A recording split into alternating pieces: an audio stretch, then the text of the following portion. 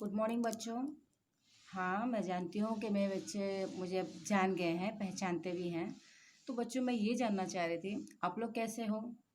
Very good. और अपना पूरा पूरा ख्याल रखिएगा और घर में अपने बड़ों का भी ख्याल रखिएगा, ठीक है? क्योंकि आप तो गुड बच्चे हो ना, good boy and good girl. Yes.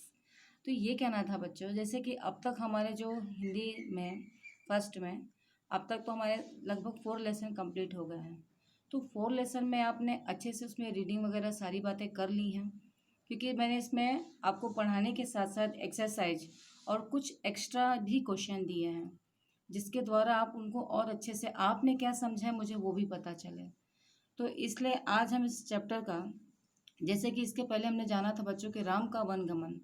Ram के वनगमन के बाद आप जानते हो कि उस वक्त दशरथ की ठीक 6वें दिन उनकी मौत हो जाती है, क्योंकि वो पुत्र का वियोग में क्या होता है, वो उसको अपने आप को संभाल नहीं पाते हैं और उनकी मृत्यु हो जाती है। और ठीक उसके बाद फिर मंत्रीगण चर्चा करते हैं कि अब क्या करना है, कैसे करना है, क्योंकि राज सिंहासन को तो खाली नहीं छोड़ा जा सकता ना। तो इस नाते से फिर ये लोग ने भरत को बुलाने के लिए बुलाव भेजते हैं। लेकिन बुलाव में भी ये दर्शाया जाता है कि मतलब तुम्हें क्या, तुम्हारे हाव भाव से या चेहरे से कहीं से पता नहीं लगना चाहिए कि कोई दुखद समाचार है, या इतनी सारी बातें जो अयोध्या में हुई वो पता लग सके। तो इस नाते से अब हमारा जो चैप्टर है, इसमें हम देखेंगे बच्चों की चित्रकूट में भरत। अब चित्रकूट में भरत में यहाँ पे हम ये जानेंगे बच्चों कि यहाँ पर अब जब राम चले आए हैं, राम इस वक्त चित्रकूट में रहते हैं, लेकिन अब ये इन सभी बातों की जानकारी भरत को बिल्कुल भी नहीं है।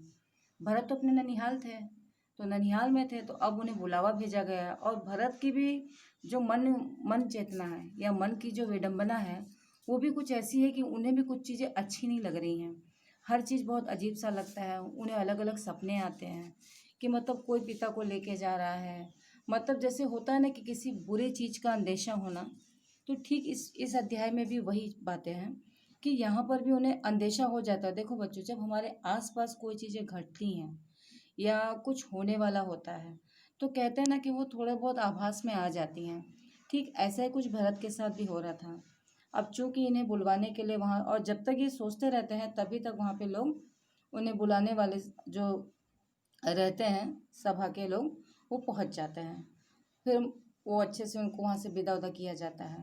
लेकिन इस पूरे पाठ के दौरान हम ये देखेंगे कि जैसे हम राम की मर्यादा के बारे में जानते हैं, राम को महाराजा पुरुषोत्तम बोला जाता है, लेकिन कहीं ना कहीं भरत का एक अपना अलग स्थान है।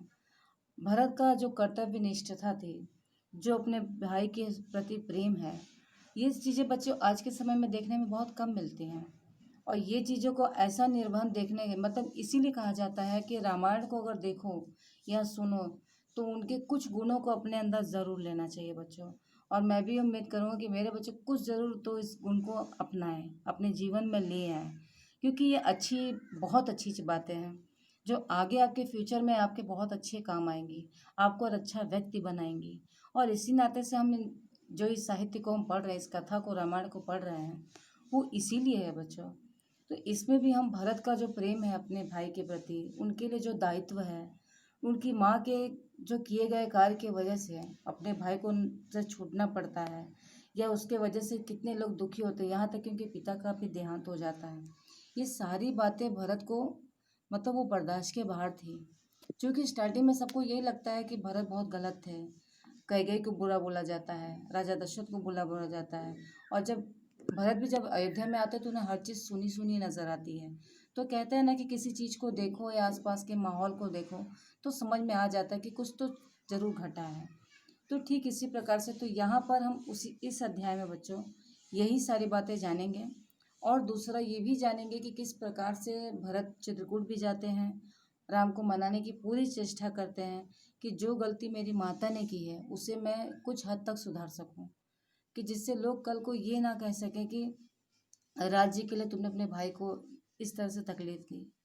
तो इन सब चीज़ों में हम बारीकी से इसको अच्छे से समझेंगे।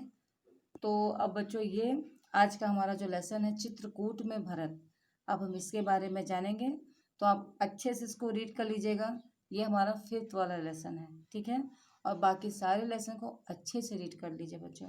ठीक है, लेसन सारे जा चुके हैं, एक्सरसाइज भी कंप्लीट हो चुकी है आपकी। तो अब हम इसके बारे में आगे से देखते हैं। ठीक है।